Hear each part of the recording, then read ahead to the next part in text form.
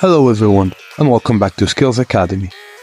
In today's tutorial, I'll quickly demonstrate how to verify your location on Skrill. So let's dive right into the video.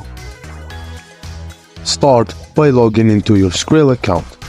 Once you've successfully logged in, you can proceed to verify your location. This verification process is essential for having a fully verified account so you can exceed the limit, as it includes verifying your address, which is directly related to your location. And here's what you need to do. 1. Log into your Skrill account. 2. Navigate to the Settings section. 3. Under Settings, you'll find an option for verification. Click on it. If your account is already verified, then your address and location are already set up. However, if your account isn't verified, you'll see the verification option here. Click on it and proceed to submit your ID proof and address proof.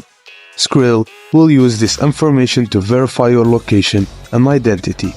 Once this process is complete, your entire account will be verified, including your address and location.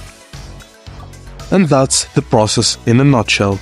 I hope you find this information helpful. If you do, please don't forget to like and subscribe to our channel. Thank you guys for watching, and I will see you on the next video. Bye for now.